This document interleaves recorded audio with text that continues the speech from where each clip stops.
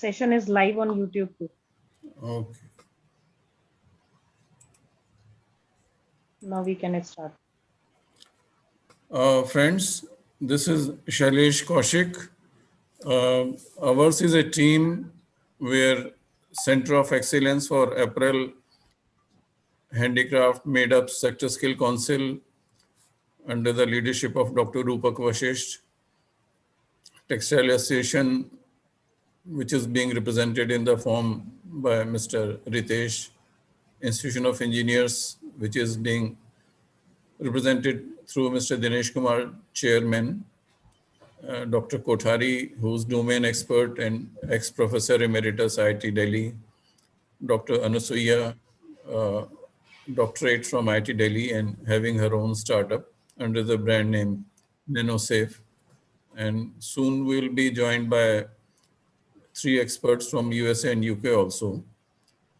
So current topic, non-wovens and its usage in medical, textile, industrial and medical filtration has acquired a new dimension in the current scenario.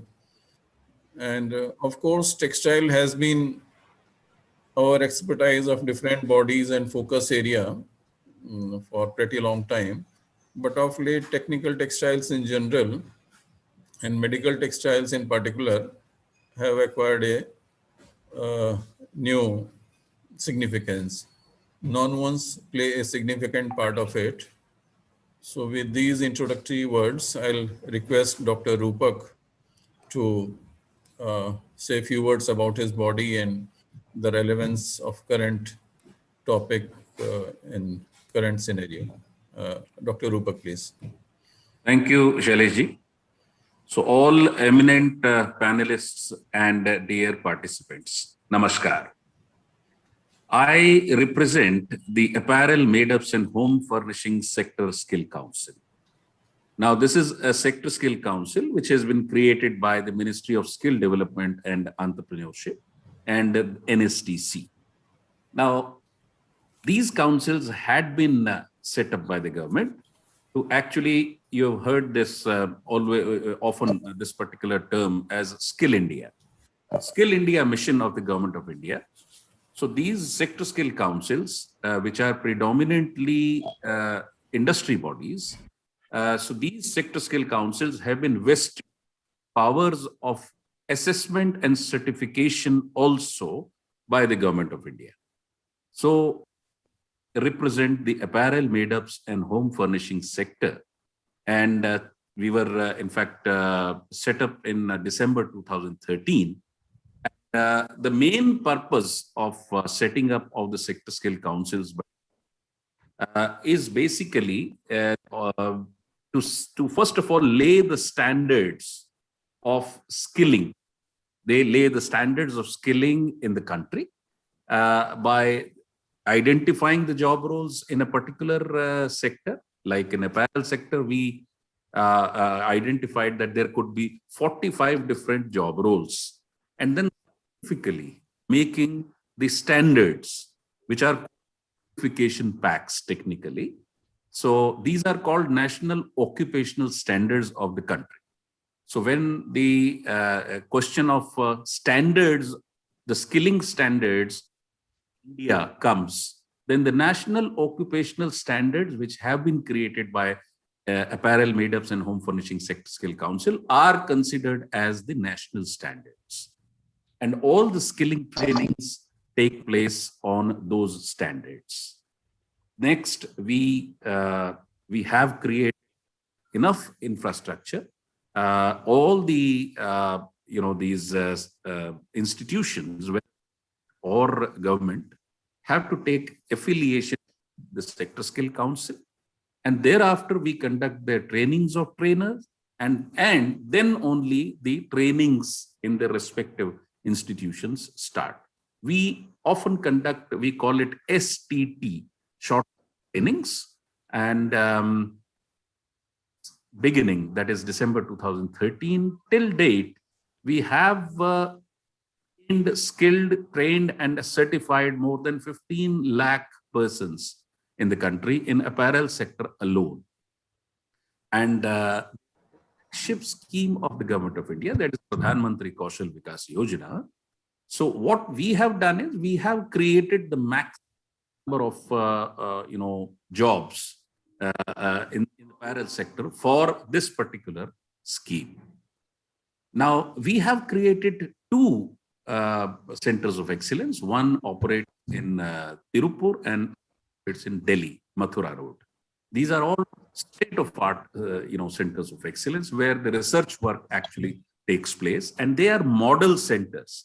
Whoever wants to start any skilling trainings across the country can simply just these centers of excellence, and copy them and simply paste them and start skilling activities.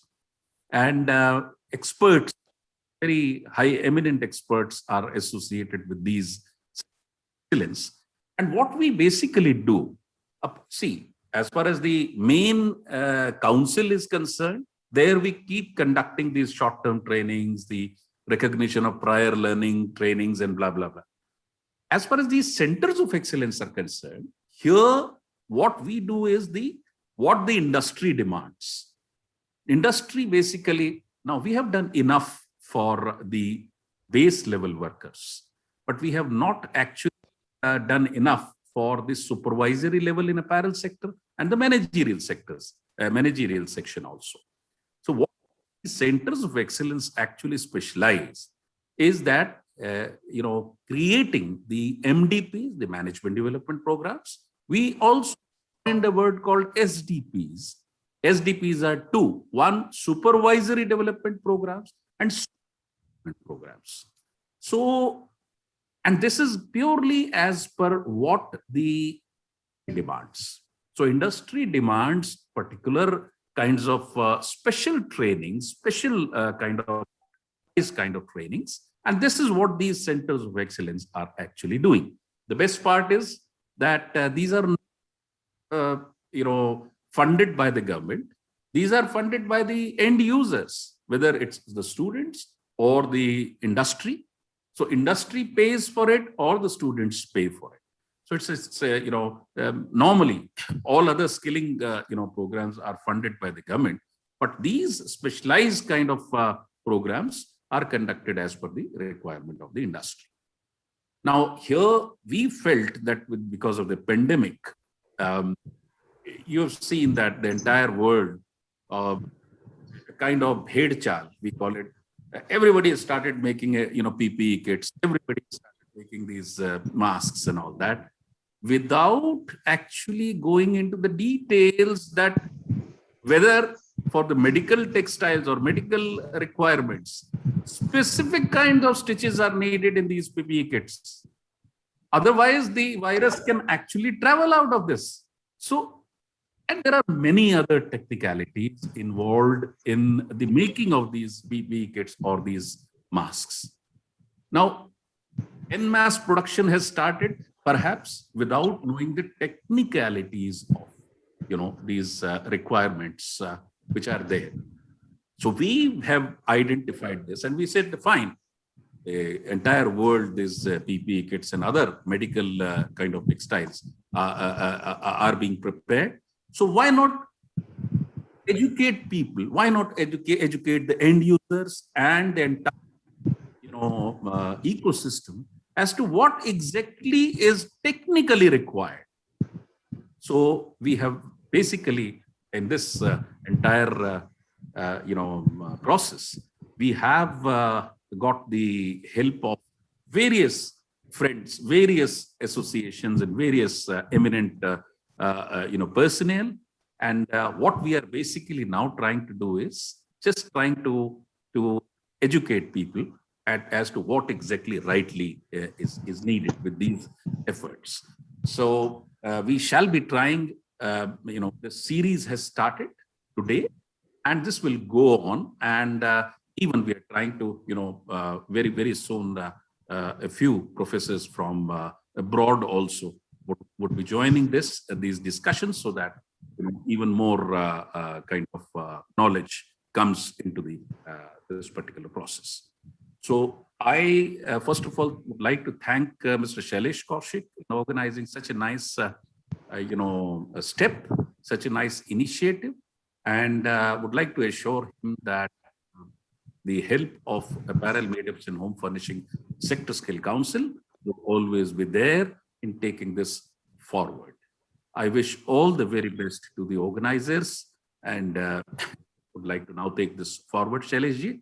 All Thank yours. Thank you very much. Thank you. Before I go over to the heads of the professional bodies, namely the Textile Association and the Institution of Engineer, let me welcome Dr. Subhash Anand and Dr. Parikshit Goswami. Dr. Subhash Anand has been with Bolton Institute of Technology and Bolton Research Institute, and Dr. Parikshit Goswami is with Huddersfield University rather. It's a bit early for them in UK, but they have been kind enough to join us.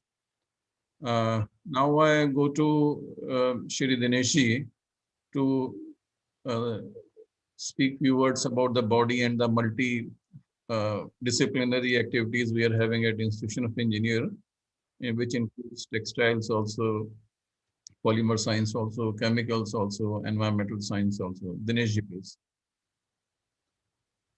Dinesh ji आप unmute कर लीजिए. दिनेश जी आप unmute कर लीजिए.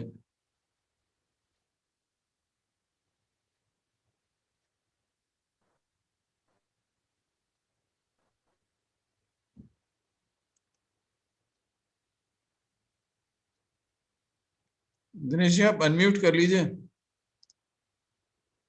रितेश जी आप इतने बोले.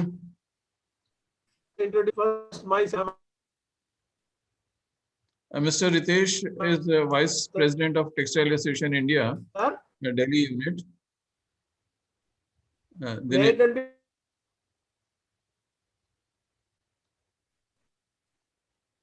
Ritesh ji unmute कर लीजिए आप.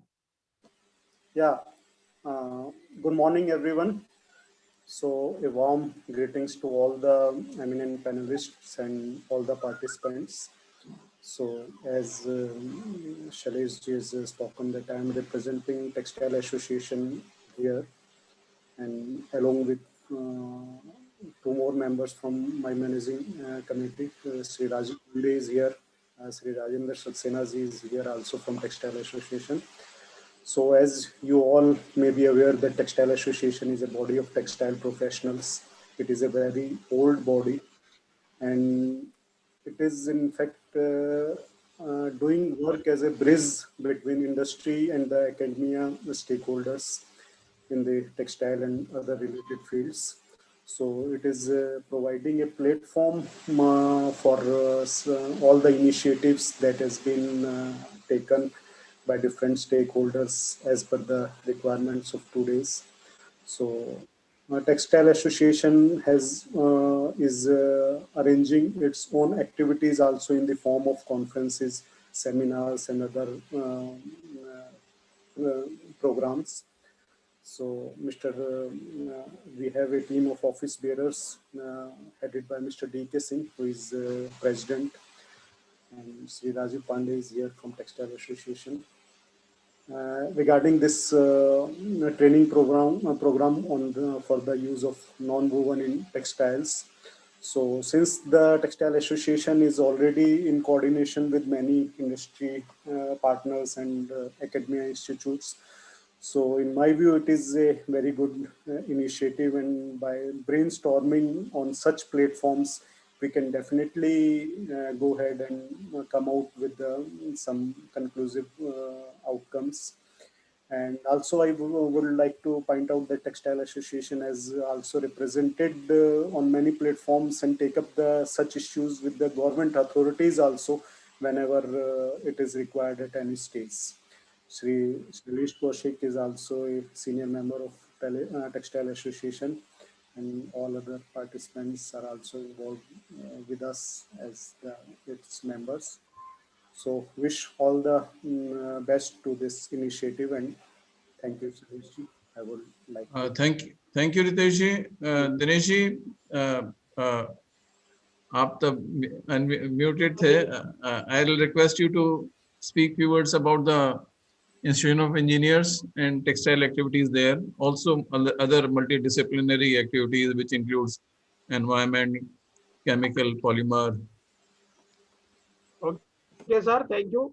First of all, I introduce myself. Myself, Dinesh Kumar. I am myself itself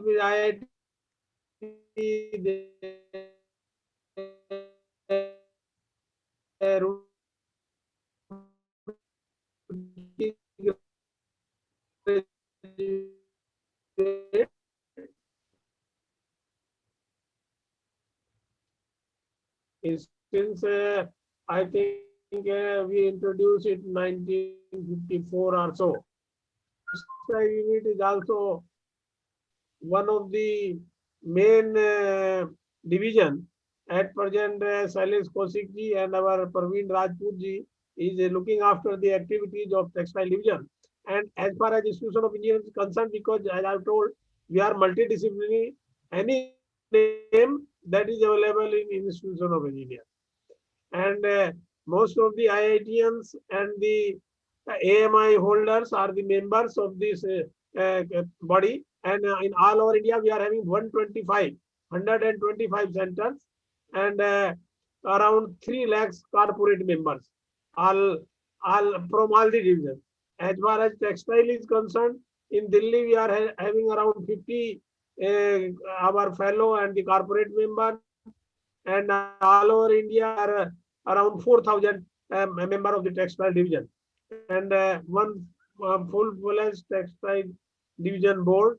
So we can do and participate in any activity which the textile division or any textile person or the expert wants to engage us to any for any activity, and so that our members as well as the textile division member or any other engineering member, because nowadays I personally feel that any engineering cannot work independently, whether it is textile division, it is civil division or mechanical division. Nobody can work in isolation. As you see the pandemic itself, at present mainly the medical persons are working, but our engineers are hand to hand with them. That may be textile engineer or civil engineer for constructing the hospitals or COVID centers, or textile division for making the apparels and the mask and so many medical instruments and medical uh, paraphernalia that is arranged by the engineers only. It may be textile, it may be mechanical, it may be civil, or even computer or electronics, may be for communications. So that's why I personally say that Institution of Engineering is a appropriate body who associate with all engineering. If if any textile, if for any textile activity or any seminar, you ask me or you require from Institution of Engineers the services of any other branch, any other division, that will be made available by Institution of Engineers. And we are having all centers in 125 cities in India. We can arrange all experts and this thing. There are all available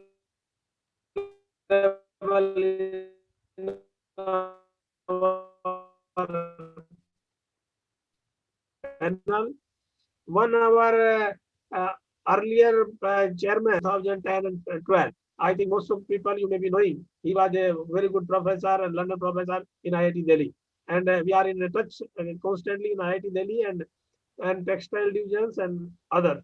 Whatever the you assign us any duty, and or you say that institution should perform this, because we are doing it for social cause, we are non-earning, non-profitable uh, society, and we are working for not only for welfare of engineers, we are working for the welfare of India or welfare of all humankind and society. And for this pandemic situation, whatever is assigned to Institute of Engineers, or what we will choose ourselves, that this is the best we can do, that we are ready to do. And particularly our Sailesh Kaushik ji has taken extraordinary effort, and he has arranged this seminar and and non-woven textile manufacturing association, and then the Textile Association of India. He has brought all of them in one platform so that we can all come together and can do something for the society. With these words, I welcome you all, and I am happy to associate Institution of India with the textiles divisions. Thank you, Okay, thank you, Dinesh. sir. Thank you. I Thank am you, very Dinesh, happy for kind words. seminar. Uh, Friends, allow me to Thank you, sir. introduce Dr. Kothari to the group. He has been Professor Emeritus at IIT Delhi Textile Department and has been associated with all leading professional bodies in Delhi NCR in India, which includes the Textile Association, NISTI, the Institution of Engineers. Dr. Kothari sir, I would request you to give an overview that why non-wovens and different kind of non-wovens and its usage in medical textile, masks, PPE, etc. Sir, Dr. Kothari sir. Kailash. Good morning to all of you. Well, we would like to really look at the nonwovens, the way they are made, and why they are so important in the current scenario. Nonwovens are mainly fiber-based sheet materials. The fibers could be in the form of staple fibers or in the form of filament form. They could be natural or could be man-made.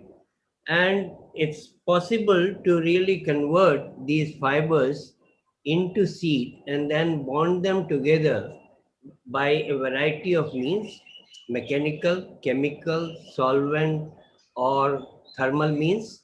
So basically, because you are really eliminating the long sort of process of manufacturing yarns and then systematically manipulating to make the seed, if you are going to directly use the fibers and form the seed to give you a coherent structure by suitable bonding, you are able to make the fabrics at very high speeds.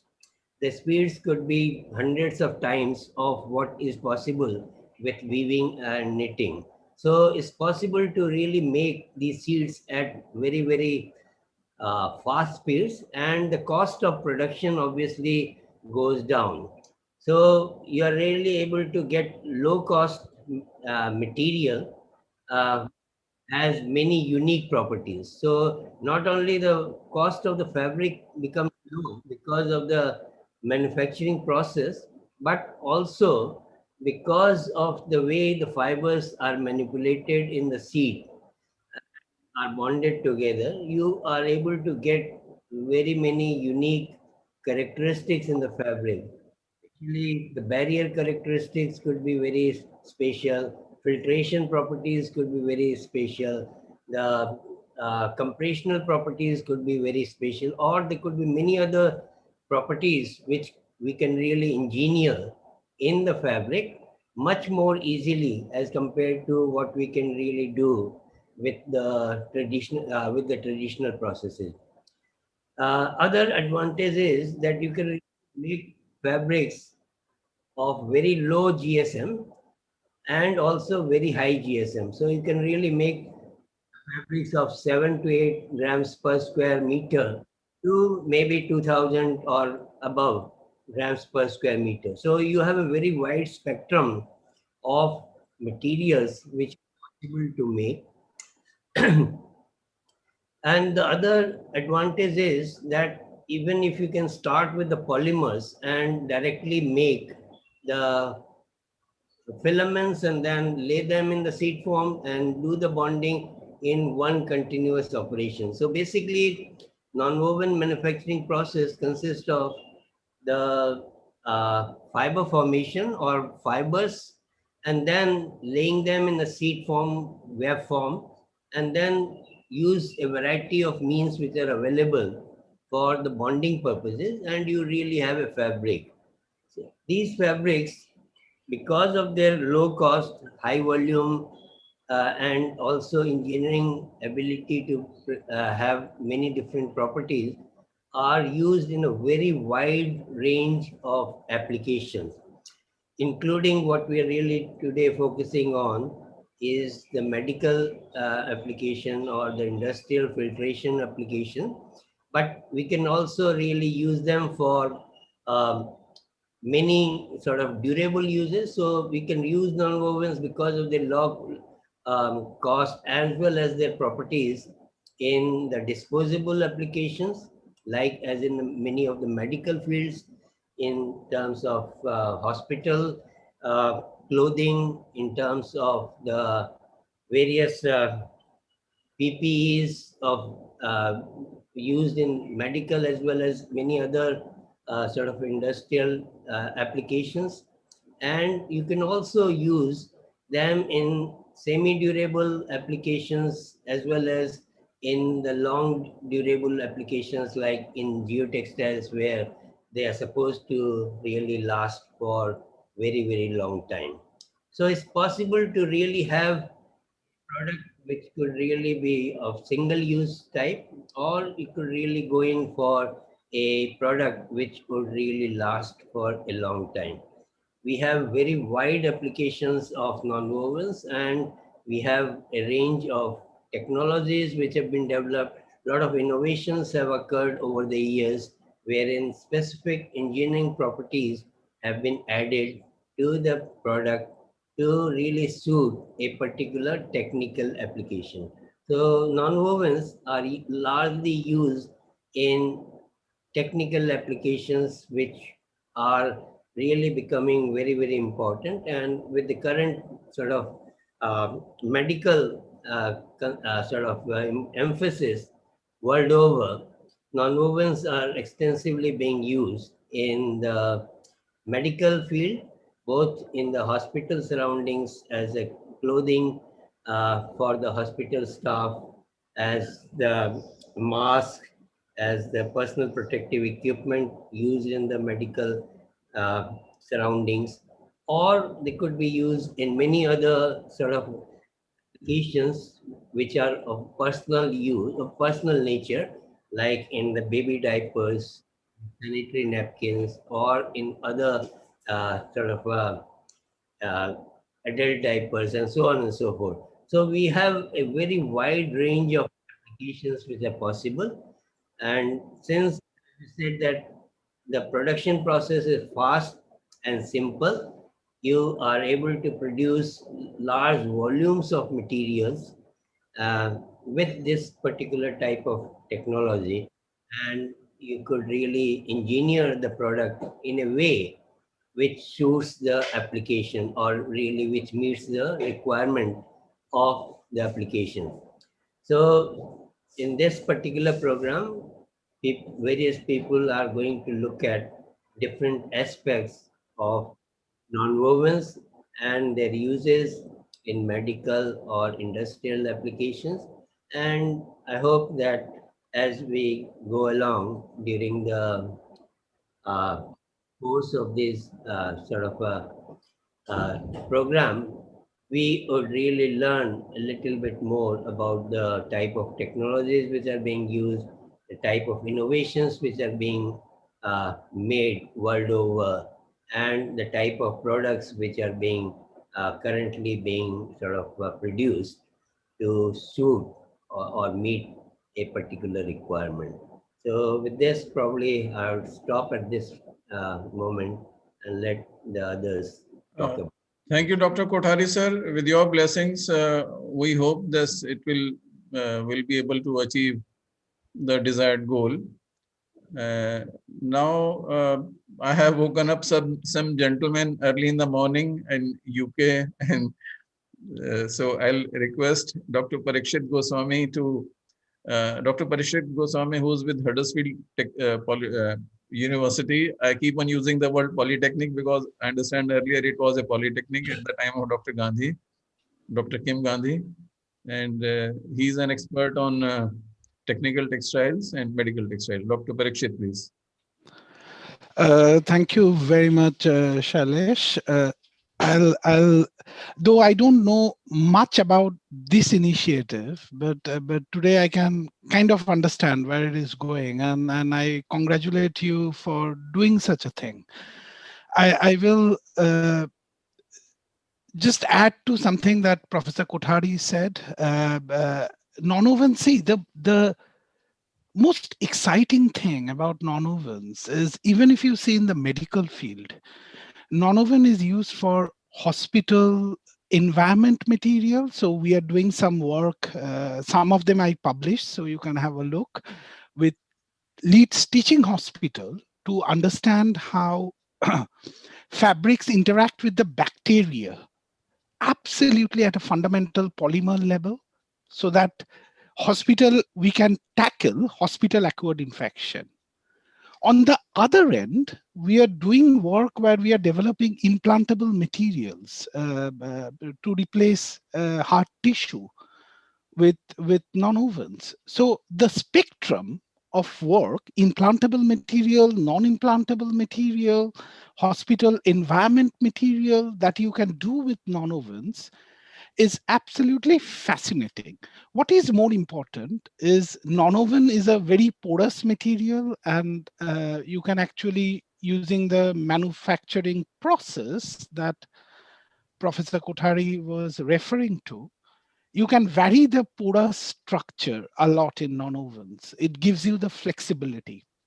And you know what? In a very funny way, non-woven makes the boundary between textiles and polymers and other disciplines like biology very porous.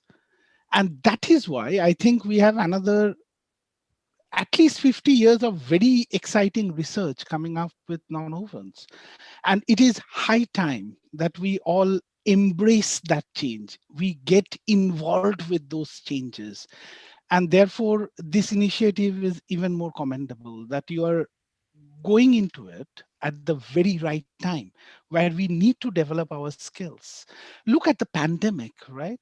When the pandemic started, we knew two standards really to make face mask: EN 149, EN 14683. I hope I'm not quoting them wrongly. Only melt-blown polypropylene can meet those standards. Nothing else. Nothing else. During the pandemic, at least I can talk for myself, I was working with the English Civic Society, with government bodies. I was part of a process to develop a standard, and we looked into it critically, because the supply chain, at least at the beginning of the pandemic, wasn't there, catered for so many masks. Now, from melt-blown polypropylene, we are looking into how we can create biodegradable mask, which obviously goes without saying polypropylene can't do. Every opportunity comes with a business gain. And that is what the business world needs to embrace. And that is why it is so exciting. So thank you very much. I'll not take too much of your time, but thank you very much, friends. During the period of time, Dr. Goswami, Dr. Parikshit Goswami will also favor us with a lecture. So we'll that schedule we'll share with you very soon. Now there are some industry and entrepreneur friends of mine, Dr. Anasuya Roy and Mr. Rajiv Pandey. So they'll say I am biased because I'm not giving them due time. So let me go to Mr. Rajiv Pandey and then to Dr. Anasuya Roy. Mr. Rajiv Pandey, please. It was quite a learning for me also, listening to such a professors, Mr. Kothari and Mr. Swami. And I learned this thing about 2.5 years back, when all this COVID thing started in India. We as a Guinea Filament Limited already manufacturing this non-woven fabric at our Panoli plant and have a consumer product division in our Haridwar plant. We are one of the top exporter of non-woven fabric of lot of GSM kind to most of the world. And in India also, we are in tie up with a lot of domestic brands who are providing anything which relates to non-woven to the customer. We are also making our own brand in our Haridwar plant and distributing it all over India. So that where we were strong in fabric. Then comes this garment part, which I'm heading right now. So we started with the manufacturing of the PPE kit in our plant.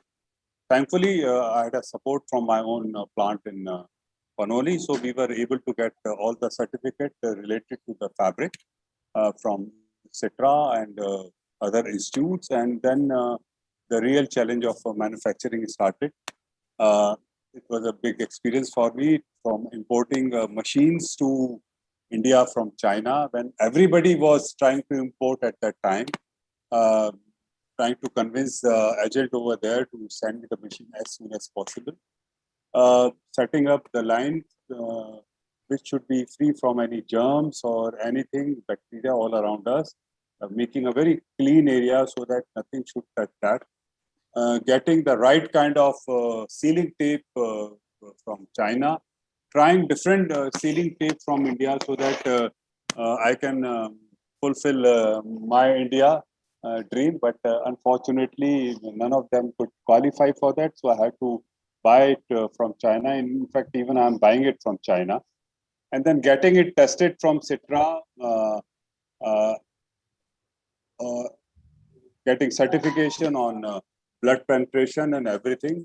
And then setting up the line. And before that, making a pattern where there should not be any pressure on the garment making.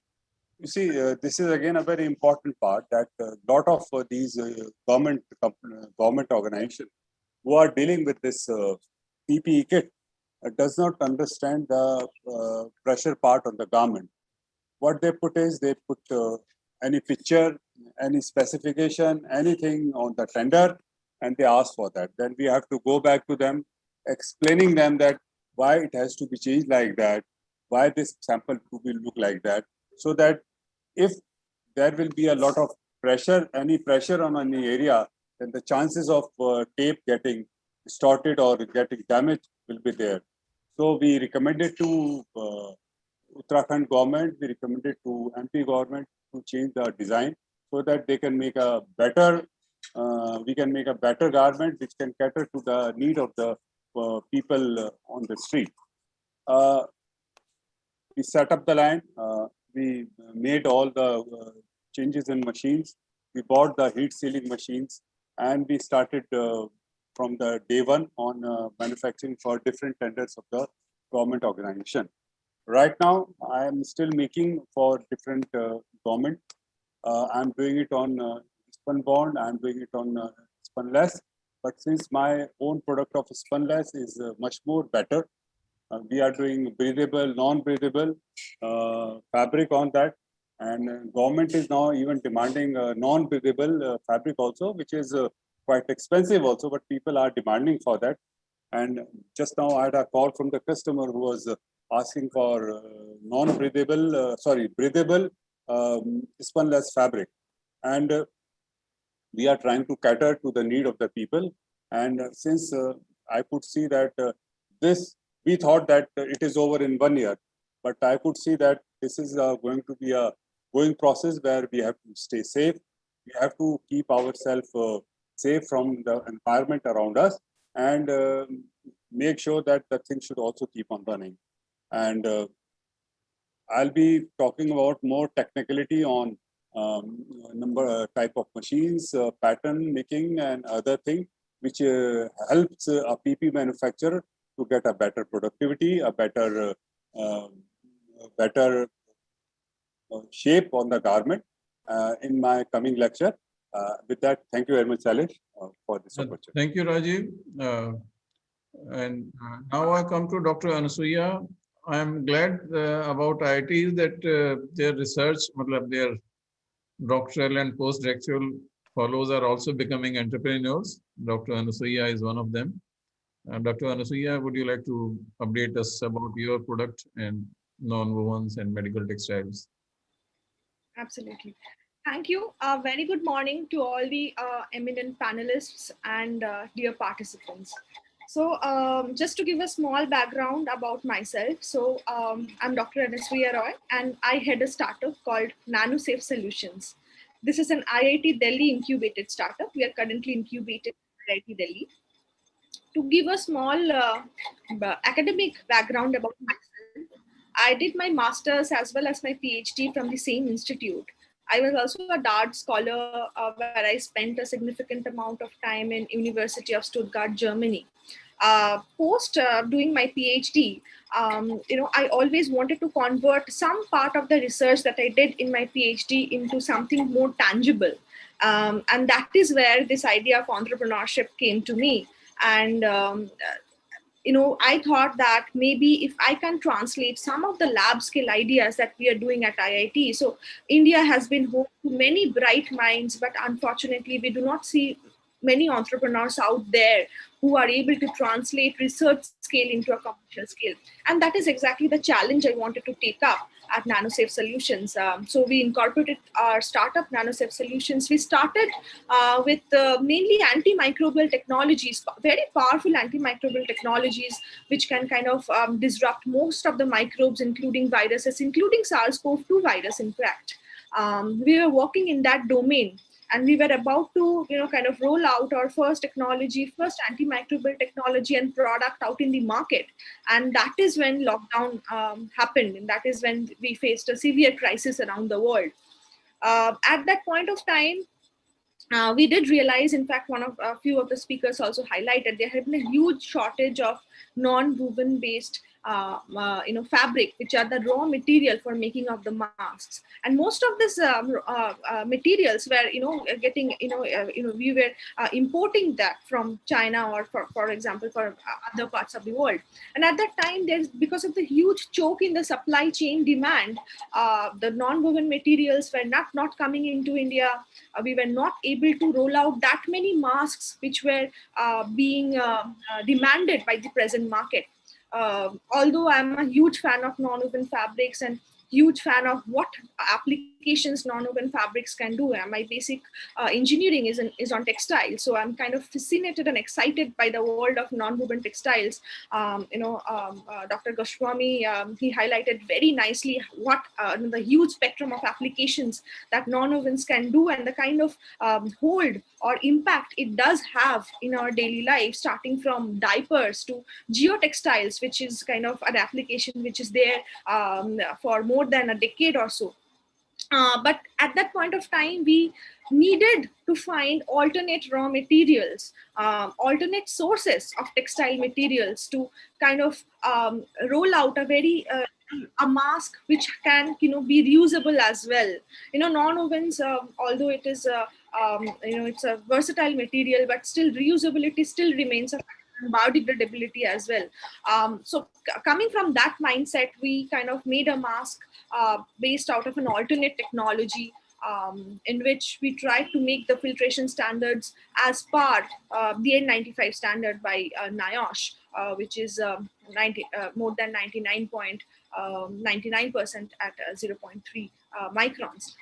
So that is where this alternate raw material mask we were able to launch. We named it N-Safe mask, and the filtration standards of it is at par N95, if not better. But what we have done more with that mask is we were able to make it a antiviral mask, in the sense all the layers of this mask we coated with a chemical that can deactivate SARS-CoV-2 in less than 1 hour of time. So that is where our innovation came in. That is where what NanoSafe Solutions was doing before the pandemic as well, making powerful antimicrobial materials. And we could make the mask 50 times reusable as well. So I'm very proud to say N-Safe mask is one of the masks, very few masks in the market, which has very good filtration capacity, as well as have a self-sanitizing antiviral functionality, as well as being 50 times washable. Well, when we talk about masks and what masks, the role of mask in kind of containing the COVID-19 pandemic that was ongoing, that is ongoing at the present moment, the kind of crisis that we are facing, there are a lot of concepts, a lot of technicalities, functionalities, we still do not know. The common public or the lay public are unaware of, as Dinesh ji or maybe Mr. Ritesh ji just suggested, that people are making masks. A lot of people are making masks. A lot of people are making PPEs. But how many of them actually know that what should be the filtration criteria? What should be a technicality when we were actually manufacturing this kind of highly functionalized medical products? I mean, mask is not a commodity. Mask is not a fashion statement. It is a medical product after all. And that is where I feel the common knowledge of filtration, how a mask can filter, or how a non-woven mask can filter for that matter, an N95 mask, which is one of the most common masks in the market. How does it filter? What is the science behind the filtration? All these concepts are widely misunderstood. And this is something that we should absolutely focus upon.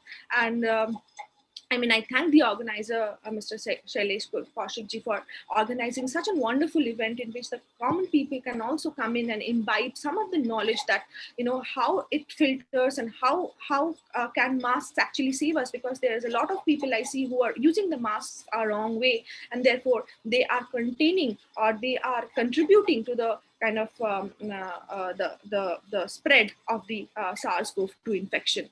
Having said that, as NanoSafe Solutions, we would definitely like to bring a change in the current scenario by making the people more aware about the science behind the masking.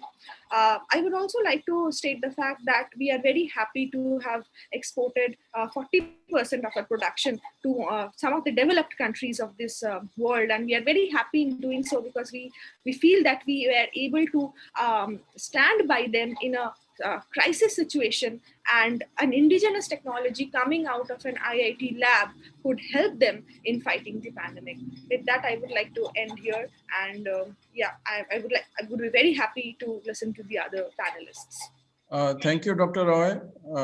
I hope now there are around close to 100 participants in the Zoom meeting.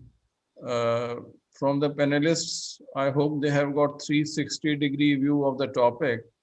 Now I think it's time to open the house for an interactive question-answer session where the panelists would be glad to answer the questions which the other participants may be having. Good morning, sir. I am Shubhangi Bhatkule. Please introduce yourself. All participants may please introduce themselves when they I am Shubhangi Bhatkule from Nagpur. I have one question to Roy, madam. Yes. Yeah. Madam, as you said that you have applied NanoSafe and bacterial finishes to the mask. Can we apply on the gloves also, so that doctors are handling more than 10 patients? If someone is with highly affected and someone is the low affected, so after handling first patient and he is handling second one, so there is in between, within a second or a minute, is there any chances of transferring the bacteria from one patient to another patient? So can we apply the bacterial finishes to gloves also? A very interesting question. Well, absolutely, we can do that. See, material technology differs from substrate to substrate. So masks are normally made up of textile materials, either woven or non-woven. The application of technology in such material is different than gloves, which is commonly made of either latex or polyacrylonitrile. So the technology, the application would be much different. Having said that, I would also like to highlight the point that there are two types of materials. One is disposable and another is reusable.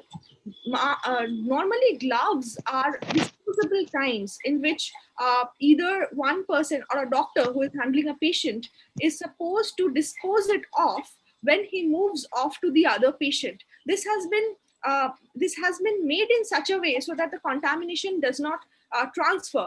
So the other option is if if the doctor wants to use the same glove on another patient, that is not recommended. First of all, even if he wants to do that, an ethanol-based alcoholic solution to sanitize the gloves would be a much better recommendation. There are difference between disinfectants and antimicrobial materials, and both of them function very differently. Disinfectants are antimicrobial materials which work in a very less span of time, and something that is used in an emergency kind of a situation. So this being a disinfectant material, even if we make antibacterial gloves, that antibacterial gloves will be kind of a reusable variety gloves where people can use it a lot of days, in a lot of in different kinds of sector. But the example that you cited, I would suggest that either to go with a disposable glove or to sanitize with an alcohol based solution.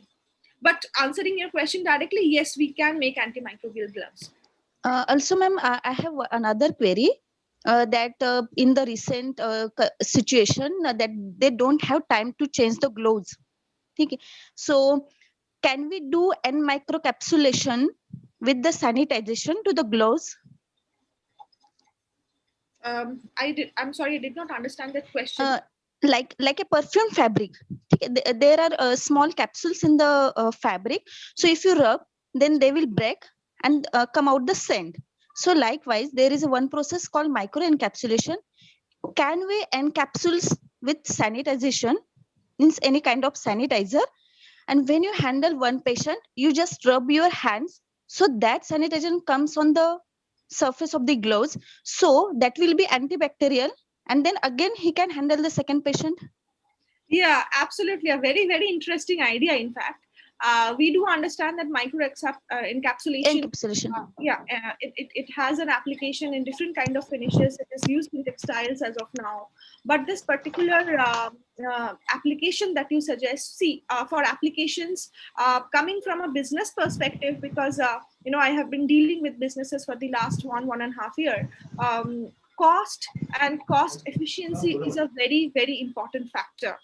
And from where I understand this is an idea. I don't think anybody has done it as of now, but this idea is good, and people can use it, but just we need to understand the cost efficiency of such a process. How will it be and how would it turn it to? Good morning, ma'am. Good morning, all of you. Parikshit sir, Kothari sir. I'm Mr. Samir Patel from Medical Textile University, China. Right now, I'm researching on non-wounds on the filtration. Actually, I want to ask one question. That first of all, initially, I forget his name. Sorry, sir. We said that there are different types of seams and stitches are there. We have to use for that mask and PP kits. Actually, I'm also going for some industries like expert and for whatever visits. So I have seen that in my villages also, in my colony also, they're stitching the PP kits and the non-woven masks also. Okay, they are getting the fabric. So is there any awareness should be required for those people? So how to stitch them from the manufacturing company or the government? Otherwise, they are doing their job. They don't know the technical knowledge also. But this will definitely harmful while the doctors and the nurses. And another one question is that, I have this N95 mask with me, and this is 5-layer mask. Okay, so they are giving some manufacturers one filter to this. So whether this filter give that much efficiency, otherwise if you see the inner side also, directly the air particles are coming. So whether all the molecules or the viruses are might be transmitting. So how we can be, with the help of this filter, we can again that filter, because I see that filter is there. So might be the virus, chances of that virus come from this side. Then what's the use of that N95? Yeah, so I'll take that question. Okay. The mask that you shown is kind of now restricted use in India because it has a valve, and valve are used in masks to facilitate easy breathing. Yeah. And that is by easy breathing, there is a pressure difference inside the mask. There is a delta P outside and inside the mask. So when you breathe out, that valve helps you to get rid of some of the air which is entrapped within the mask, and therefore increases the breathability. So while you exhale out, if you are COVID positive or if you're infected, then some of the virus particles do escape through that valve. And that is why valved masks has restricted use in India. Coming to the filtration, if let's say if the mask did not have a valve, coming to the filtration capacity of N95 or the kind of mask that you're using, typically the filtration layer is facilitated by a non-woven melt-blown polypropylene fabric, which does have the capacity to filter out the viruses, including the SARS-CoV-2 virus. But it can be used for a definite period of time. For N95-based mask, the usage period is about 80 to 100 hours. So after 80 to 100 hours, it is assumed that so much of virus particles or dust particles or any particulate matter becomes embedded on the mask, on the filter so much, it kind of hampers the filtration efficiency. Okay, thank you so much, ma'am. Friends, the other participants may also type the questions in the chat box while a question is being asked. We have a panel of Mr. Rajiv Pandey, Mr. Parikshit, Dr. Anand, Dr. Kothari. So participants may pose questions to any or all of them, depend. They can type in the chat box or. I just thought, if you don't mind, answering to Shubhangi's question a Please, bit. please, sir, please. Shubhangi, what you mentioned about in general, right, with antiviral agents, can we encapsulate that in a, say, melamine formaldehyde kind of microencapsulation? We can, and I have some primary unpublished data on that. But the problem is not that. The problem is, can you guarantee that that melamine formaldehyde will decontaminate the surface? And can you develop a protocol to decontaminate? Dr. Roy mentioned a very nice thing about protocol.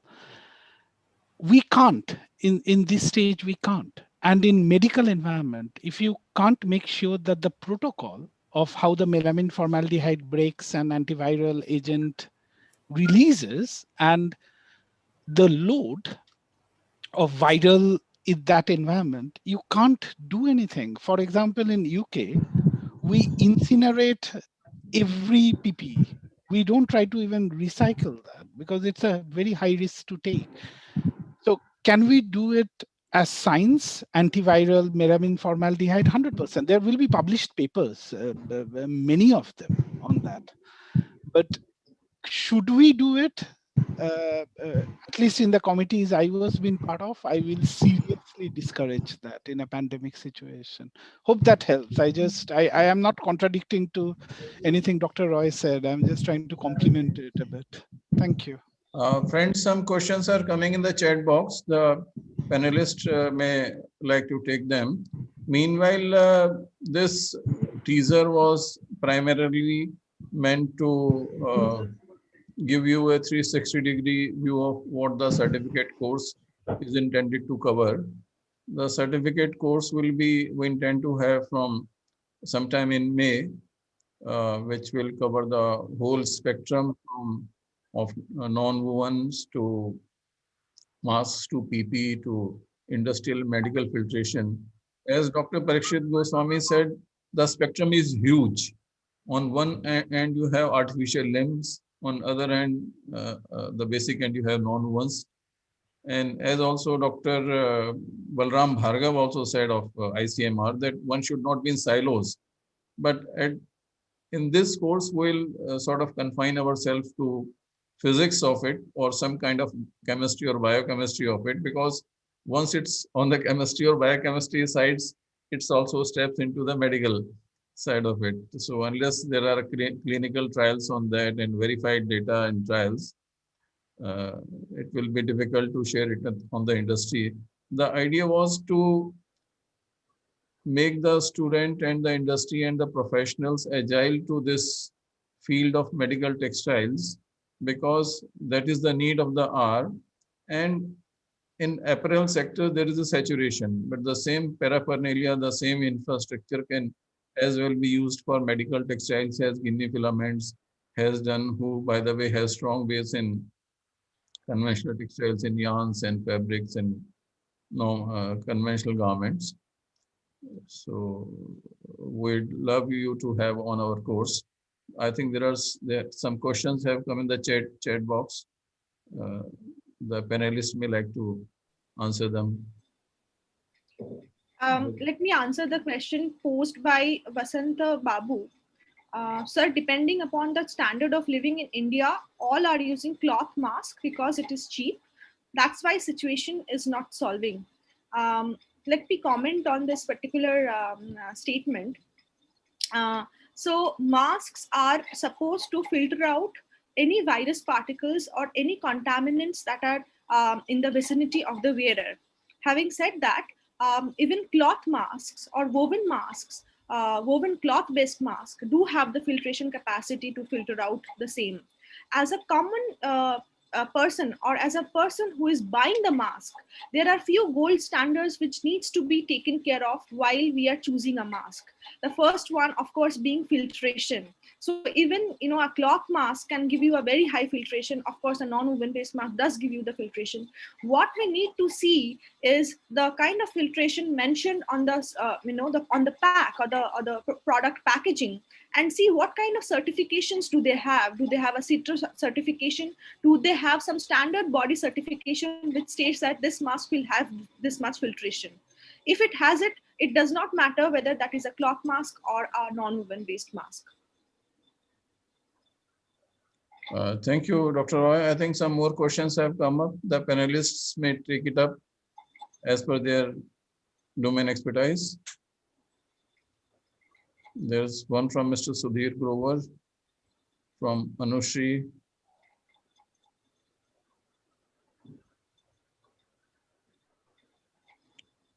Anyone can take them up?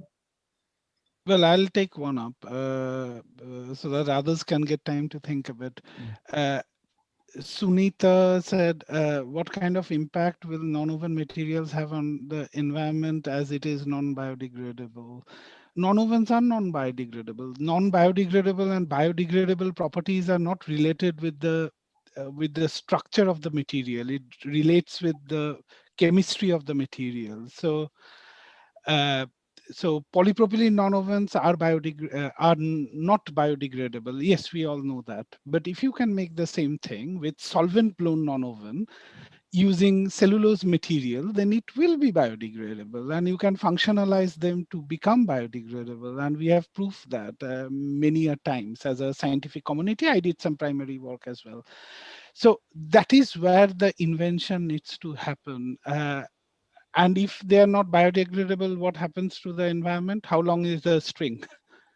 We don't know. We don't know, unfortunately. That is a fact. And there are documents published in the press which says there are more masks in the ocean than jellyfish, which is a right statement. So that is why Shaile's initiative is so good. Let's do something about it. Let's seriously Sir, if do I something. can just add to it, and the experts are welcome to correct me.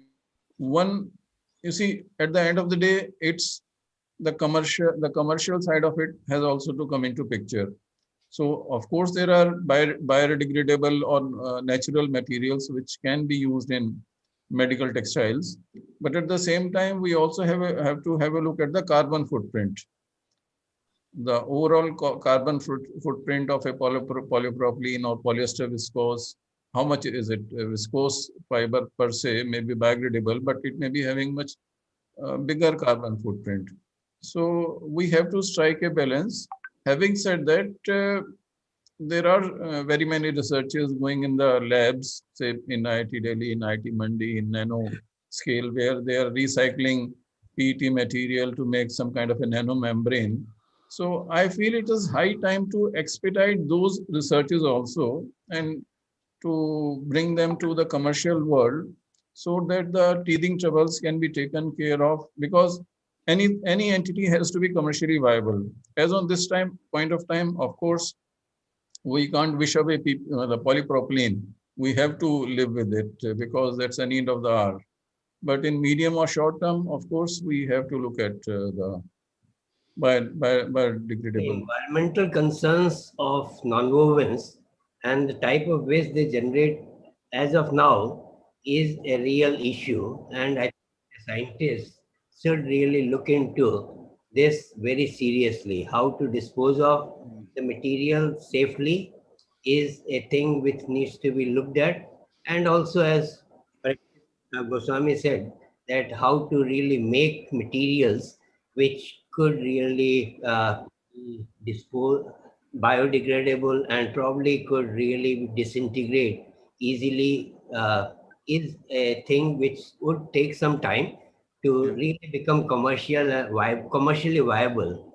So probably one has to really keep in mind that single-use materials would generate a lot of waste, especially in the medical field. And medical field is the one which is concerned because it would really have bacteria, viruses, and all other things which could really harm the environment in a serious way. So we should really seriously look into how to really dispose of the contaminated materials.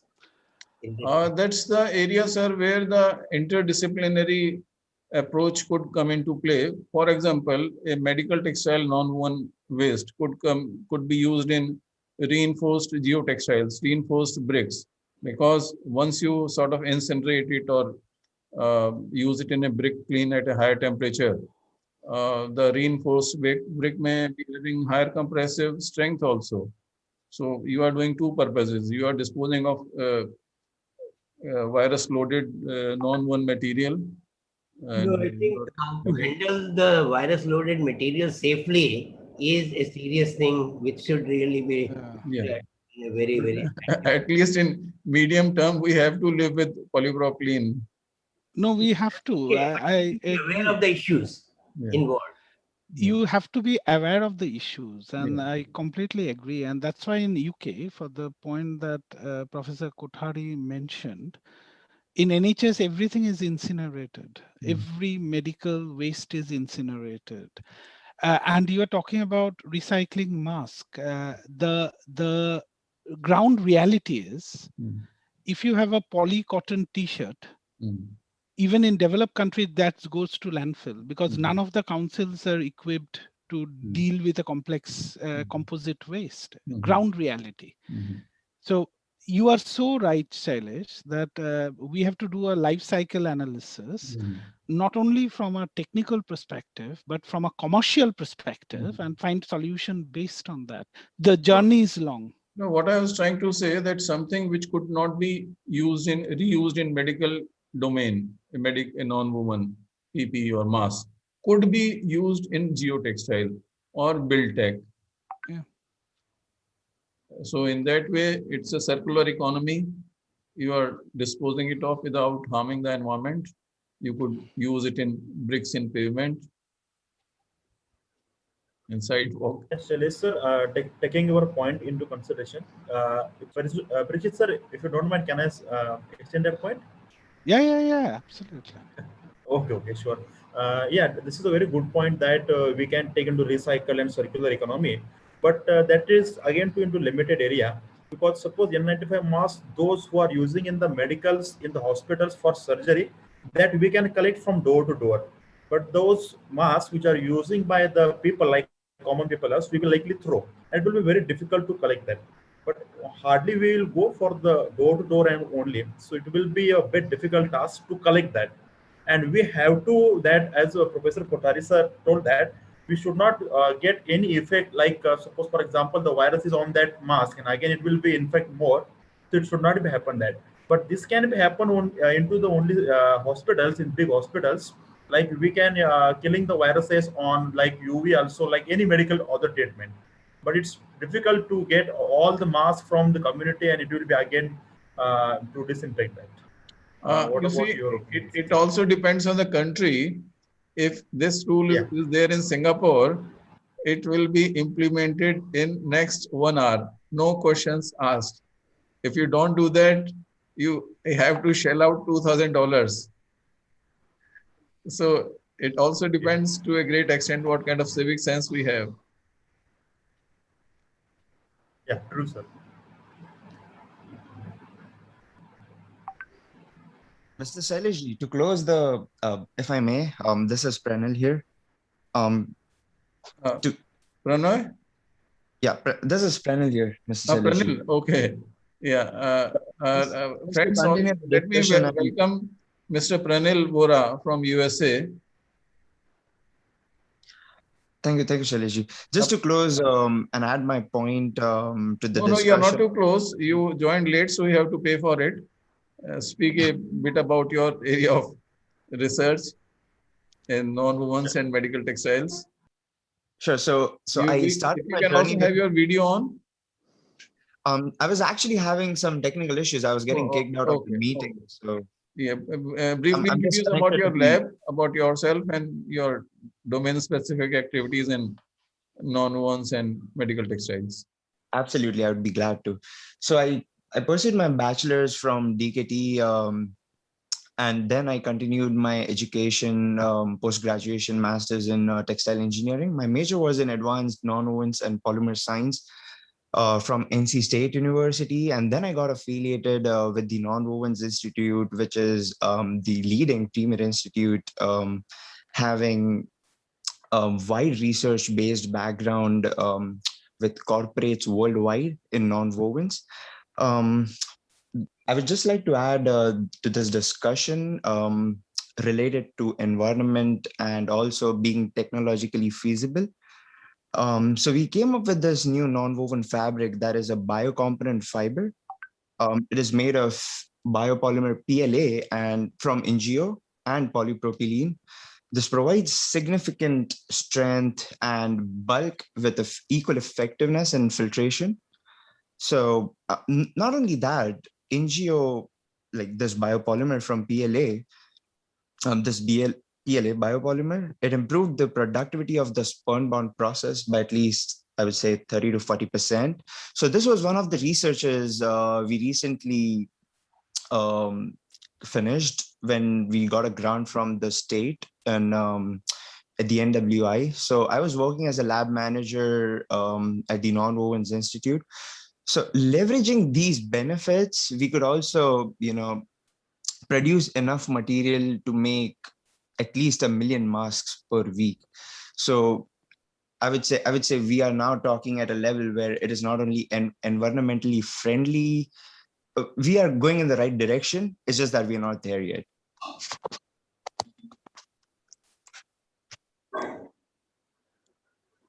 Thank you, Pranil.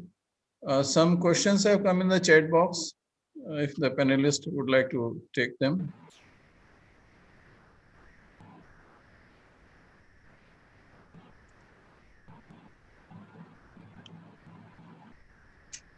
Yeah, I would like to answer the question posed to me by Anushri. Is there any other way to be protected from virus for the people who cannot afford to buy masks? Well, our government, not only our government, people all around the world have, the government all around the world have mandated the use of masks in public settings. Not only masks, maintaining social distancing as well as hand hygiene. These are the 3 protocols that has been mandated by different governments around the world. And these are some of the ways to reduce the contamination or the transmission of virus from one person to the other person. Masks nowadays come very cheap. There is a cap at which masks are being sold. So I don't think affordability of to people, even in the lowest strata of people in India is a barrier right now. Masks are something that is absolutely necessary to contain the transmission. Yes, and a typical SMS mask with a well-known layer in between, which is the main functional layer, comes very cheap. So price is not an issue where your life is at stake. But I would just like to add one thing. Of course, there are woven masks with functionalities which can be used, but a normal woven mask hardly have a filtration PFE of 60% or so. So that one should not have a false sense of protection with that. That is not, it is providing hardly any protection at all. adding to what absolutely. Adding to just Mr. Shailesh ji has just said, masks are supposed to filter out particles, and therefore it is absolutely necessary to check the filtration of any mask that you're using. Cloth-based masks that are normally available at 15-20 rupees in the very local market does not do the purpose. It just gives a false sense of security, as you just said. But it is very important to check the standards before buying a mask.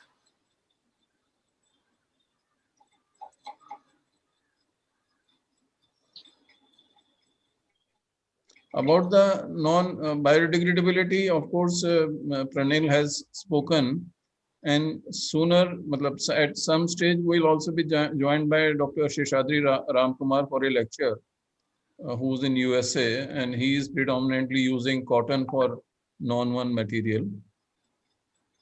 So that's as far as biodegradability is concerned.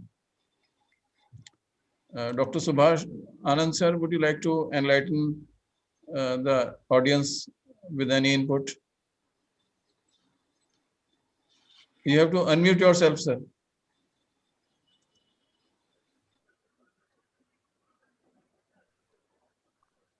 Right, Shailesh.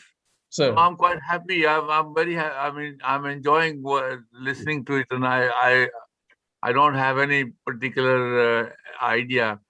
I think the only thing I would say to you is that, as the other authors have said, other speakers have said that non-wovens is a very vast area, and I think one of the largest markets in non-wovens is wound care. Yes, sir. And I think, and these are now become very sophisticated products. And not only is a multi-layer, but it's got to have very specific attributes of each layer of wound care. So what I'm saying is that non-wovens is a very vast area, as other speakers have said,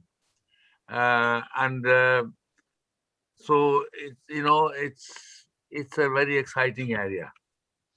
It really is one of the most exciting areas in textiles. Thank you, sir. That's why the idea is that the industry should have a look at it, the academia should have a look at it. Yes. And so that, because as far as India is concerned, there's a vast market, and it's in need of the R2. Of course, as Dr. Goswami said, and as you are saying, and Dr. Kothari says that and of course, Mr. Patel is also working in one segment of it. The spectrum is huge. Yeah. So, but we can't chew the whole cake at initial phase of it. So we are starting with non-wovens, mask and PP. Of course, with the passage of time, it will be a regular feature, and we will keep on adding to other aspects to it. Participants, sir, any further questions before we wind it up? No, sir. There is some question from Sunita.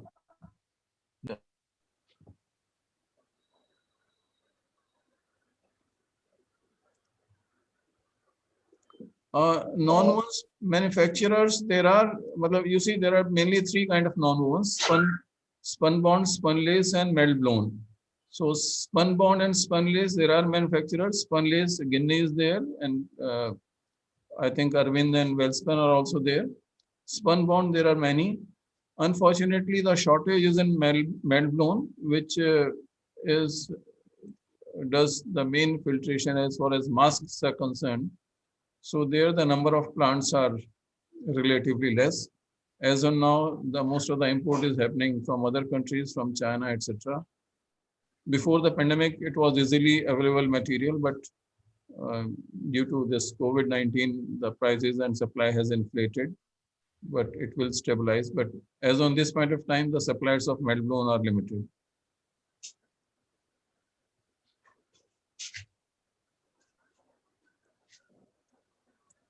Any further questions, please? One should take a chance, like with the startup for Melbourne, so it will be a fulfill of India's requirement as well as the world. You can, but it has to be it can't be at small, it can't be at MSME scale. Yeah. And it will take time, it will take time to come into shape. Every country, I'll take example of Canada, has taken decision that they want strategic independence in some core areas. Medical textile is one of them. But giving example of Canada, they have asked the government to give them assurance that once the pandemic is over, they should not switch over to China. So if that kind of ecosystem, the government policies are there, that the melt-blown plants will be promoted, given protection in terms of duties, etc. These could and would come up, but these can't be at MSME sector. A little bit larger capital investment will be required. Not a huge investment, but I'll say it will be a medium scale investment.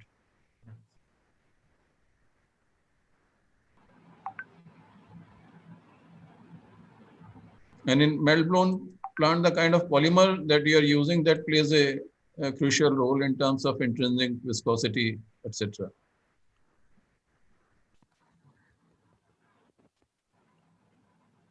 So friends, we are looking forward to all of you to join the course so that you have a better understanding of what we intend to do. And I request all of you who have registered to register for the course also. In addition to the panelists which we are having now, there will be other panelists too, and we would cover the entire spectrum of the non-ones, medical textile and PP, etc. Of course, the spectrum is huge, as Dr. Goswami has said. So we'll take a single baby step, and in the next courses, because it will be a regular affair, we'll keep on adding much more courses. The course will be there on the weekends, Friday evening, Saturday, Sunday morning, evening. So around 15 lectures, we intend to cover the main topics of the course. Shailesh sir, will you send the link on the chat box so that I can send it to other bachelor and master students so that they will also get beneficial? Shailesh sir, will you send the link of that course so that I will forward to students and those who will require it? That will be done by Center of Excellence. Okay. Since you have registered with them, they have your contact detail. Okay, sir. And they'll be sending it. Yeah. So that I will forward to those bachelor or master students who will need of that. So they will get. If you go to their website, you can send any query to COED at sscamh.com. There will be a certificate of participation from Center of Excellence, the umbrella body. Okay. And later we may have certificate of competence also, where an exam will be there, but that will be sequential. So as of now, a certificate of participation will be given to all the participants who attend all the courses, all the lectures.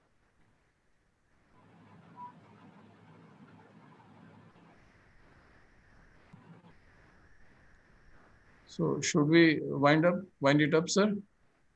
Yes, go ahead. Okay, sir. Before winding it up, I would like to take this query of Ashfaq Sultan to everyone, because I feel this is a very pertinent and relevant query that he's saying.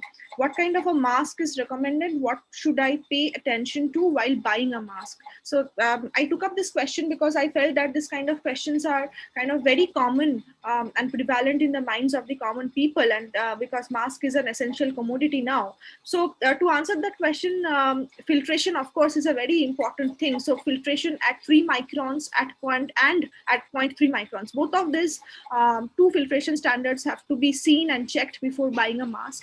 Apart from it, fit and comfortability and breathability is also criteria. So fit filtration and breathability. These are the golden standards while using a mask. And if we are more environmentally conscious and would like to go for something that is reusable, look for the reusability variant as well. Yeah.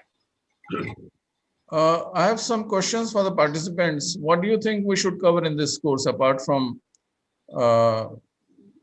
what we have indicated, that non-woven's masks, PP, industrial and medical filtration? And you can send this feedback on the email ID which I have shared.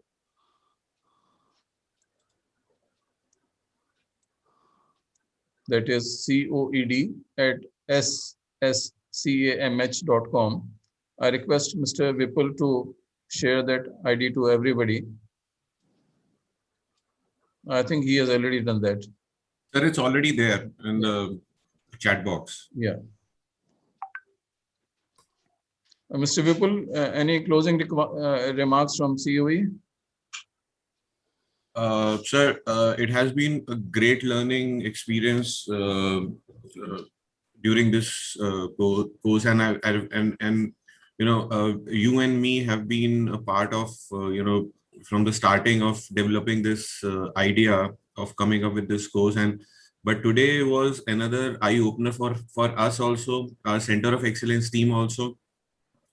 And looking at the participation and the kind of enthusiasm people have, we are as a team looking forward in having many such sessions, so that the kind of skill required for this particular protective clothing and on some for medical purposes gets taken care, at least in India, because as rightly said that everybody is making things as in whatever they think is right, but which is wrong. Rather than helping, we are creating more problems. Unsecured protective clothing is more harmful than having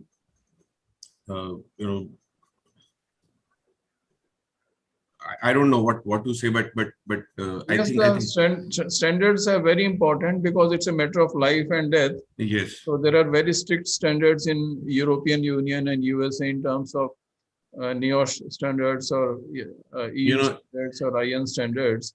There are there are definitely standards at CITRA level too, but unfortunately, what's happening in terms of certification, somebody's you see, the certified labs are at NABL website, but somebody is giving certificate of a lab in Narayana or Kirtinagar, which is not even authorized to do that kind of testing. So that kind of awareness, unfortunately, is not there. And when it's a matter of life and death, when it's PPE and mask, on which your life is depending, these kind of standards and your strict implementation by the concerned bodies. And one thing more, what we at Center of Excellence believe that after acquiring such kind of skill set, the employability of the candidate will increase many folds, because the trained manpower of such skill I don't think so, is available as per the requirement. I believe if Mr. Rajiv Pandey will be able to tell this thing more, because he runs an industry, and trained manpower for him has been a real struggle in this particular. Yes, you are 100% right.